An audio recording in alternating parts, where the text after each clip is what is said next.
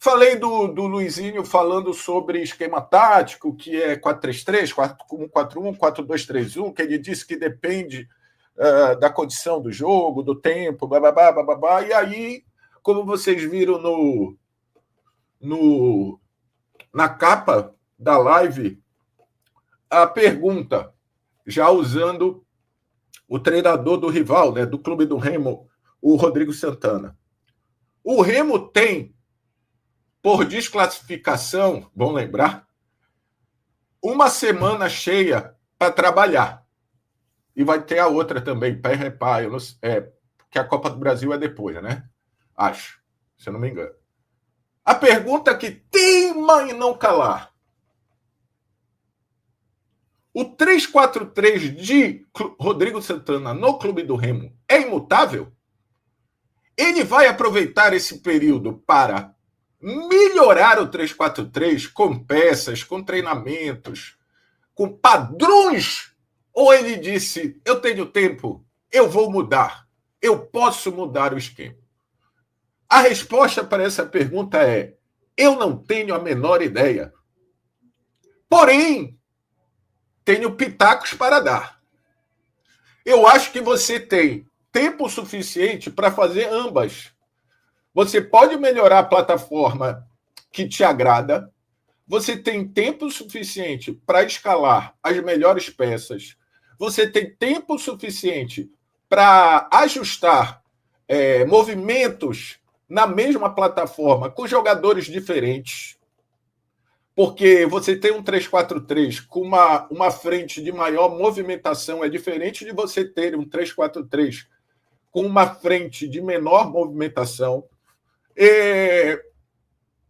A marcação lá em cima, o tal do perde-pressiona que o Remo fazia muito forte na Série C, não está sendo feito. Aí, eu não sei se é físico, se é característica de jogador, se são ambas as situações, mas eu acho que ele tem. E eu acho também, acho que ele poderia testar aquele meio de campo dele com mais gente. Por que tu achas isso, Paulo? Porque quando o Pedro Castro entrou, o time melhorou. E não é por causa do Pedro, porque saiu o Ítalo, é porque tinha mais alguém no meio de campo. Na teoria, seria o Dodô, que está machucado. E eu acho que vão guardar o Dodô para o reparo. O Denner está machucado. Acho que o Denner, inclusive, tem um tempo de recuperação maior, pelo que eu vi. Então, acho, se tu queres manter a base do 3-4-3, tá tudo bem.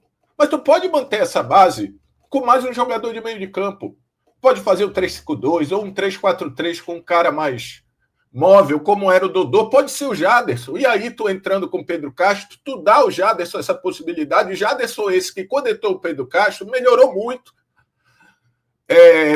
Eu disse, eu entendo a escolha do público pelo Jaderson, eu entendo a escolha, acho que é da FPF, pelo Viseu. Acho, inclusive, que o Viseu, no primeiro tempo, não ter aparecido individualmente bem, mas cumprido todas as suas tarefas. Mas, para mim, quem muda o time, quem muda o jogo é o Pedro Castro.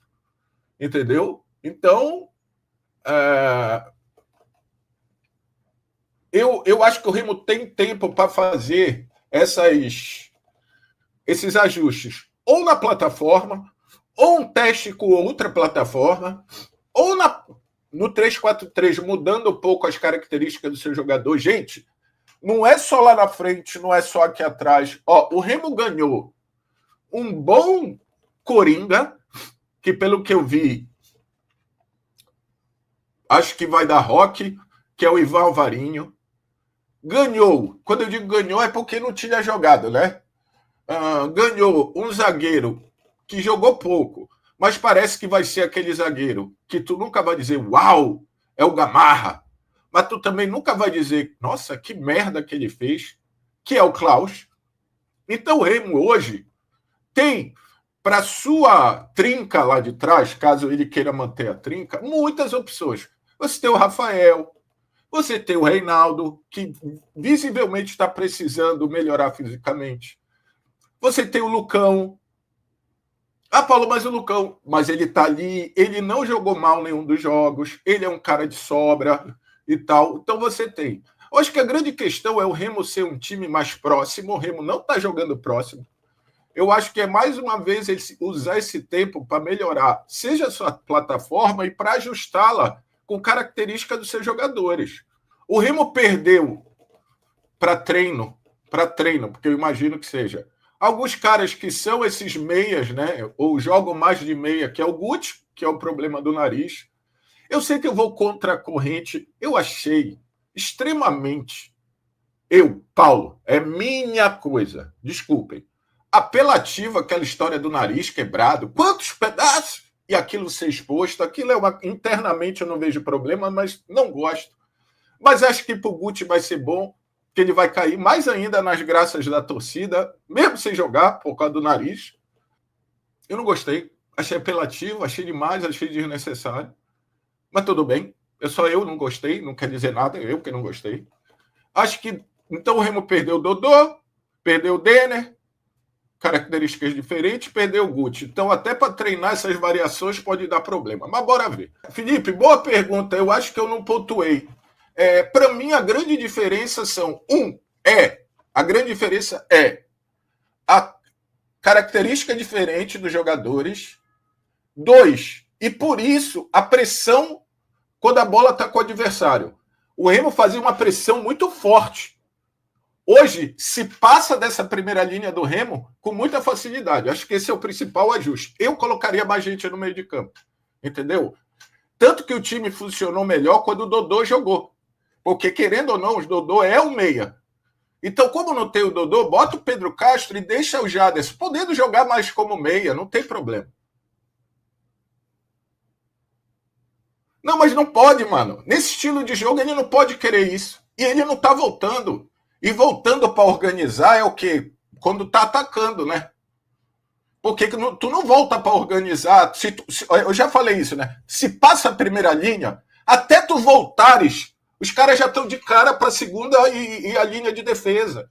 Então, eu acho que tem que pressionar. Ah, passou depois de pressionar. Tá tudo bem. Aí faz parte. É qualidade do adversário. Não é que tu me perguntou a diferença. Para mim, a diferença é essa. Entendeu? O Lucas está dizendo que a diferença é que Ramar e Sávio na ala não tem comparação. Cara, o Raimar, nesse período, ele era banco.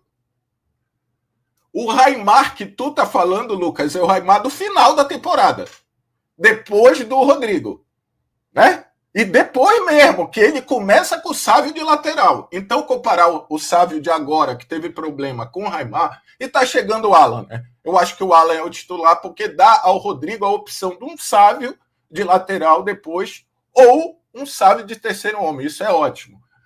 O Pavani e o Jaderson não estão no auge físico. Não. Óbvio que não. Que bom que não, que ainda vem o auge físico. O Pavani, inclusive, começa a temporada muito melhor do que quando veio, né? Quando chegou. O Pavani, do meio para o fim, é o Pavani que todo mundo queria ver. Né? Isso eu acho ótimo. Então, tudo que tu tá falando, Luca, é bom. É bom. É que ele é incentivado a não fazer isso, né? O torcedor. Para você gostar do João, você não precisa detestar o Pedro. Para você gostar do Paulo, você não precisa detestar o Jorge. Você pode gostar do Paulo. Você pode gostar do Raimar. Você pode gostar do Viseu. Você pode. Você não precisa detestar o outro. Mas o outro não precisa. Aí tu dá muito mais moral para quem tu não gosta do que para quem tu gosta.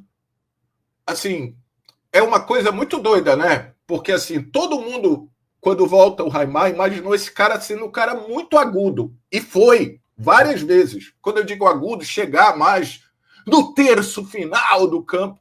Mas várias vezes ele fez isso do meio, que eu acho, inclusive, que o Sávio faz muito bem. Só que estão cobrando do Sávio a passagem. E o Alan, que está chegando, que joga de meia, vai cumprir melhor a função de jogar ali naquela zona centro-esquerda. Ele não é o cara da... Eu vou passar. Então, talvez, nessa formatação de encaixes, O cara que joga na esquerda, ele tem que ser mais agudo, né? Bora ver, bora esperar. Inclusive, se ele quiser, o Rodrigo, a gente tá falando de mudanças e possibilidades, com esses três, ele pode fazer, pô. Ele já fez muitas vezes, quando é o Denner ou quando é o Rafael, ele joga o Rafael para lateral, ele espeta o Marcelinho ou o Cadu lá adiante, e aí o cara que está jogando na direita, por isso que eu prefiro o meia ali, cai para dentro. Ele já fez muito isso, né?